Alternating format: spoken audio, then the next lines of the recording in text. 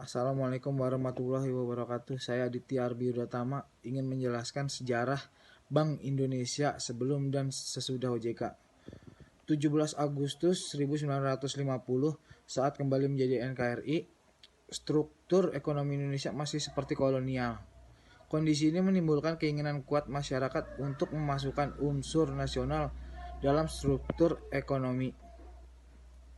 1 Juli 1953 Bank Indonesia lahir berlakunya Undang-Undang Pokok Bank Indonesia. Bank Indonesia. Saya ingin menjelaskan tugas dan fungsi peran Bank Indonesia. Pertama, menetapkan dan melaksanakan kebijakan moneter. Sebagai otoritas moneter, BI menetapkan dan melaksanakan kebijakan moneter untuk mencapai dan memelihara kestabilan nilai rupiah. Arah kebijakan didasarkan pada sasaran laju inflasi yang ingin dicapai dengan memperhatikan berbagai sasaran ekonomi baik dalam jangka pendek, menengah, maupun panjang. Kebijakan moneter ini dikenal dengan nama sistem base money atau uang primer. BI juga punya alat canggih yang dinamakan dengan piranti moneter, yaitu operasi pasar terbuka, pemberian tingkat diskonto, dan penetapan cadangan wajib minimum bagi sebuah perbankan. BI pun menentukan kebijakan nilai tukar, mengelola cadangan devisa, dan berperan sebagai leader island of the resort.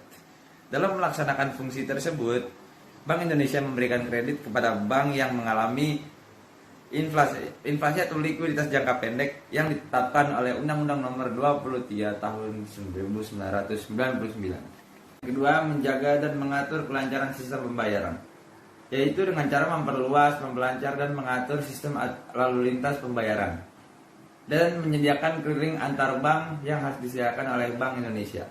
BI terus berupaya meningkatkan efisiensi sistem pembayaran nasional dengan memperkuat sistem pengawasan serta mewujudkan perlindungan bagi para konsumen yang ada di Indonesia.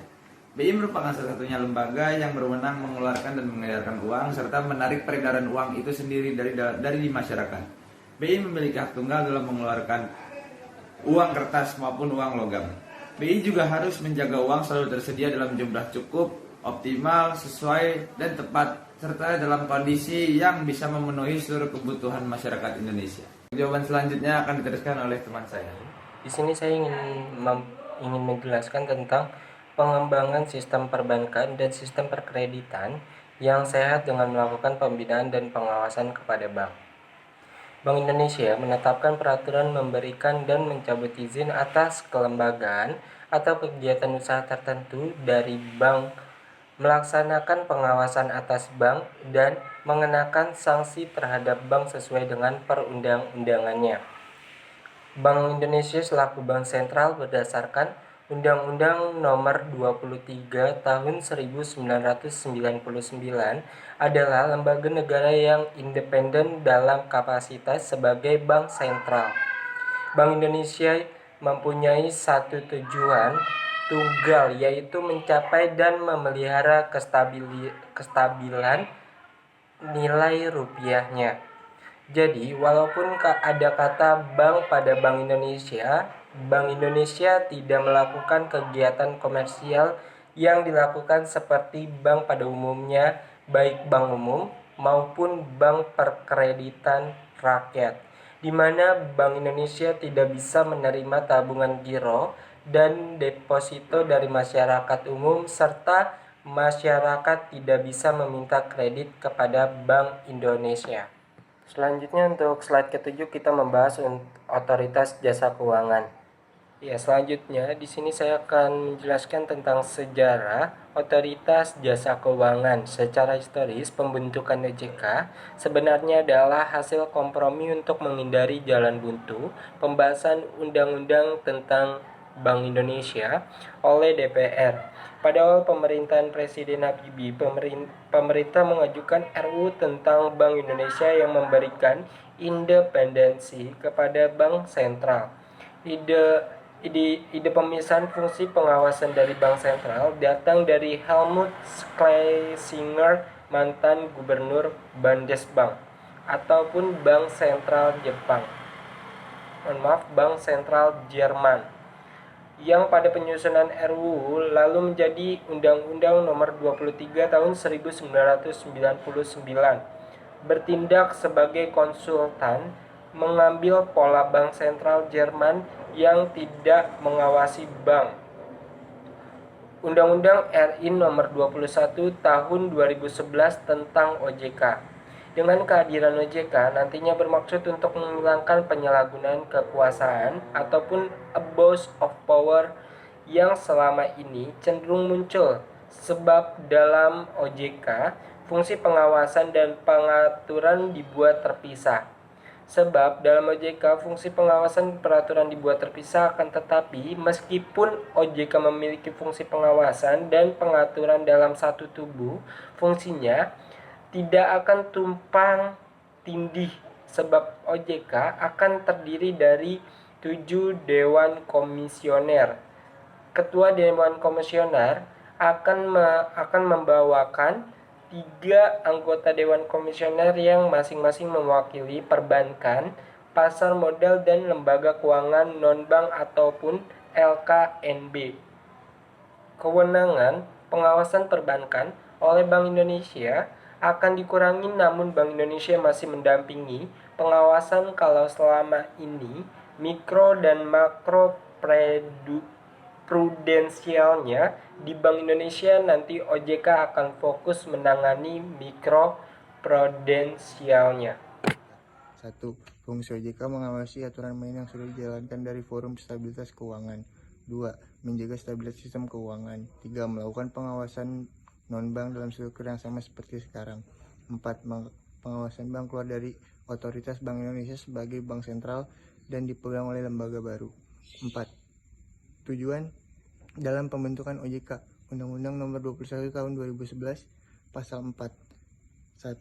Terselenggara secara teratur, adil, transparan, dan akuntabel, mampu mewujudkan sistem keuangan yang tumbuh secara berkelanjutan dan stabil, mampu melindungi kepentingan konsumen dan masyarakat. Berdasarkan Undang-Undang Nomor 21 Tahun 2011 Pasal 6 tentang OJK adalah sebagai berikut. OJK bertugas untuk mengatur dan mengawasi semua kegiatan yang berhubungan dengan jasa keuangan di sekitar perbankan.